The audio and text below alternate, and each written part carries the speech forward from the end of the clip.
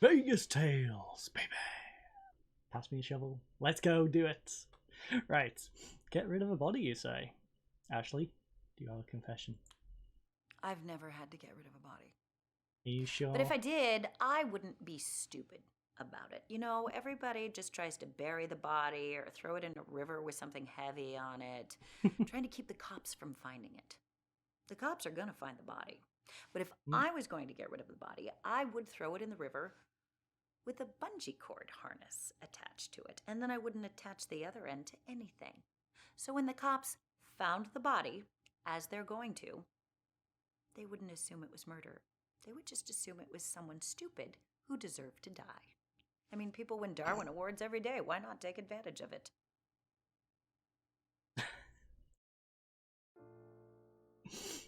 If, by some means, you need to get rid of a body and you don't want to be caught, probably don't take that advice. Maybe just find a hole, fill it in. On top of that, dead animal, fill that in. Anything else but what she just said. That seems like possibly one of the easiest ways of getting yourself caught. Anyway, Darwin Awards. You've never heard of the Darwin Awards? They're my favorite. Oh, God. They're named for Charles Darwin, based around his survival of the fittest and genetics and stuff. So, whenever someone dies doing something that is so stupid, they do the human race a favor by draining themselves out of the gene pool. Like sticking your finger in a socket. They get a Darwin Award. I used to love watching them on the internet, but now really it's just fails. They aren't legitimate Darwin Awards.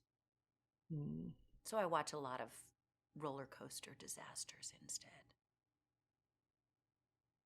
They're great too. Very cheery person, isn't she, Ashley? Right, how's she feel about I haven't talked to her since we worked together. I'm sure she's doing fine. Supremely attractive people have it very easy. Oh, I'm sure yes. she married rich or got kidnapped by human traffickers and sold on the black market. Either way, she's living in a big house with someone else paying all the bills. She's great. Normal jobs, you say? I've tried working normal jobs, but they all have the same problem. And you that have is? to deal with annoying people. True. You're not allowed to hurt them. Again, true. I worked in a call center once. That wasn't too bad. I mean, you couldn't touch the people to hurt them, but we were given scripts, which I'm sure were designed to emotionally torture whoever we talked to. The sadists that wrote them were really good at their jobs, too.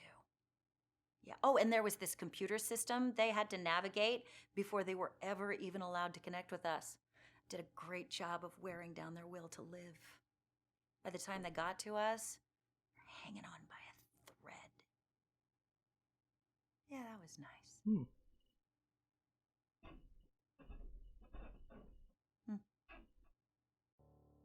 Okay, I apologise if that was an abrupt break in the middle of the episode, or if it's just the start of the episode now, then, well, I'm sorry for starting it off like this, but there's a bunch of noise. I had to pause it. I apologise for that.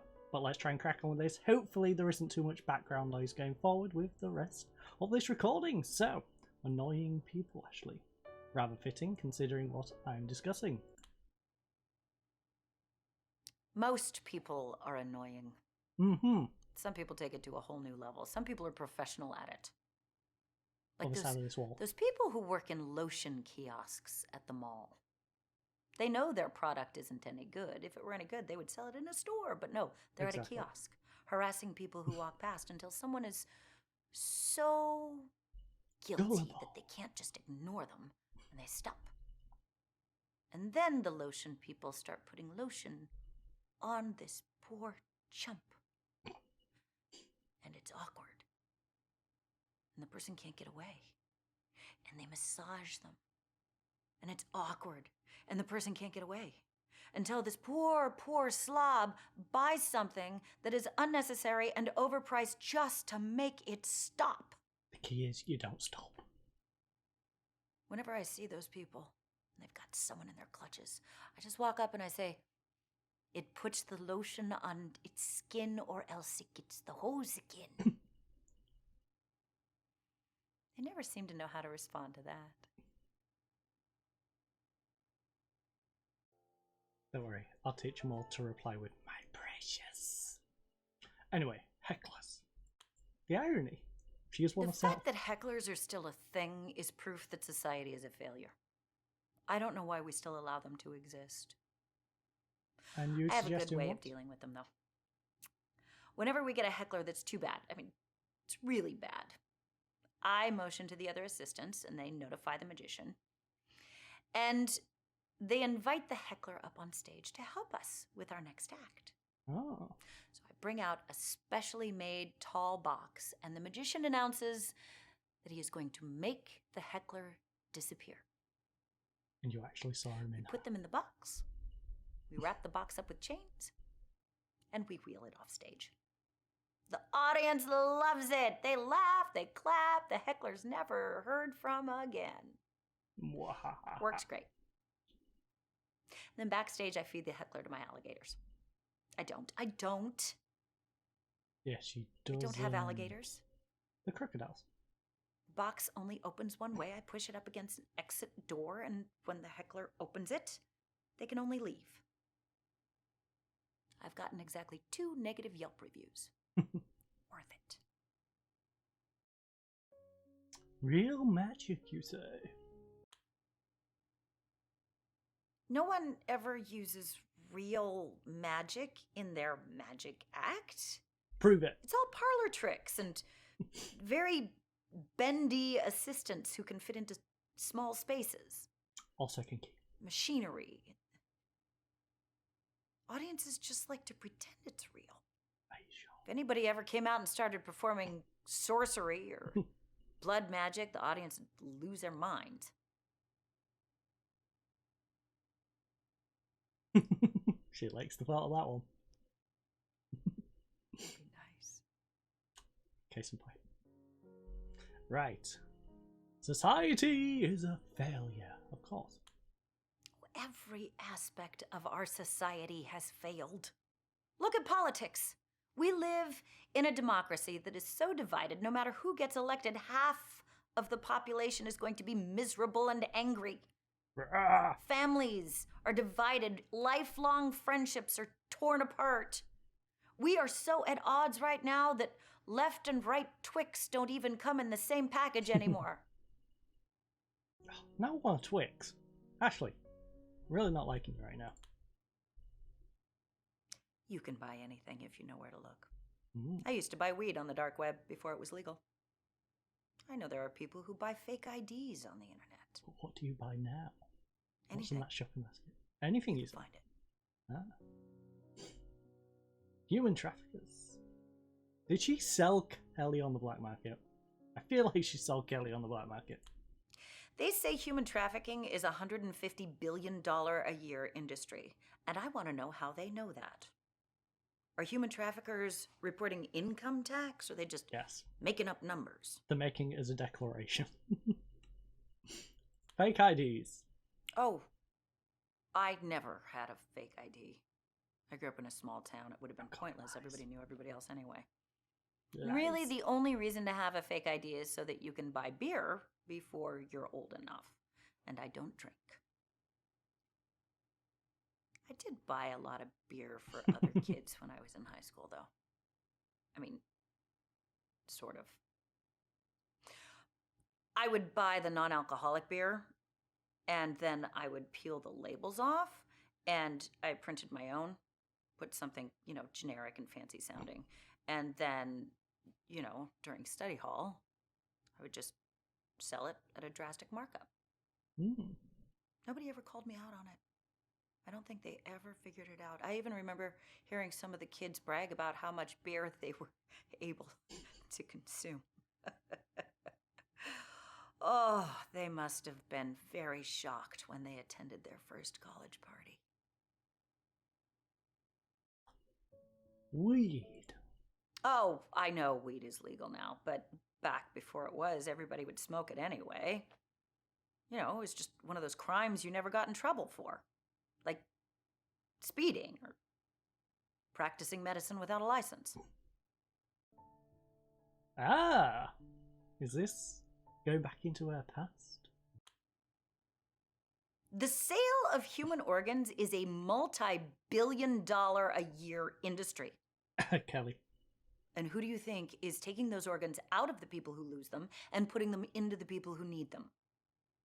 I doubt it's someone practicing with a license.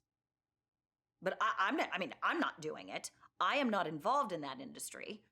I dabble in taxidermy, but I am not skilled enough to take a kidney out of someone and put it in someone else and have one of them live. You know who does have the skill set to do it, though? Someone with a license doing it on the side. Taxidermy is a hobby of mine. Whenever I find a dead animal, I take it home and I stuff it. And then I save them, and when I have enough of them collected, I take them to dying children in the children's hospital. Because children love stuffed animals. Ah, hobby. I think everyone should have hobbies. I like taxidermy and sensory deprivation. I made my own sensory deprivation tank once. I like to lie in it and be alone with my thought. It's very peaceful in there. I slept in it once. Oh. It's like sleeping in a coffin. Why don't you just buy a coffin and sleep in a coffin? Sleeping in a coffin. Have you ever tried sleeping in a coffin? No, can't say I have. It's relaxing. It's cozy. It does look out. There's extra layers of noise insulation in case you have loud neighbors. I slept in one back when I had college roommates. So if you're in college, consider getting yourself a coffin. College. Oh, I didn't actually go to college, but I lived in student housing after high school. See, you don't actually have to be a student to live there. I hated having roommates, but it's all I could afford. I bought my own place as soon as I could, but they kicked me out. And that was because? I bought a burial plot. No one told me I wasn't allowed to move in until I was dead. That is a stupid rule. I should have sued them. But they agreed to give me my money back as long as I took my coffin and left. Not gonna lie, that would actually be quite entertaining. High school. High school is awful. Yeah, I mean, you undergo years of traumatic experiences, and then when you finally escape, they invite you back for a reunion. So that you can go spend more time with the same people who made your childhood traumatic. I don't understand it. Do survivors of other traumatic experiences have reunions? I mean, do people who lived through a plane crash get together and reminisce about the turbulence they experienced before it all went pear-shaped? Perhaps. Maybe not the greatest of idea. But while she's on reunions, why not? I don't understand reunions or nostalgia in general. People cling to the past like it was the best part of their lives. But you know what most people spent most of the past doing? Waiting for the future to come so their miserable lives would improve. Really makes no sense to me. I don't live in the past. I look to the future. Well, to be fair, we don't I am so ready at to be all in the live in the future. past. We all live in the present. Second my contract is up, I am Lived out of here. I am retiring to someplace very far away with very few people, and I am never going to think about Las Vegas again. Ah, so what you're telling me Can't wait for that. is you're I want to see the what the future perfect holds, candidate to not give 'cause this I'm place done to. here. You're sick of this place, you want to go somewhere else. You should speak to someone else. I agree. And I think I'm going to do that in the next one.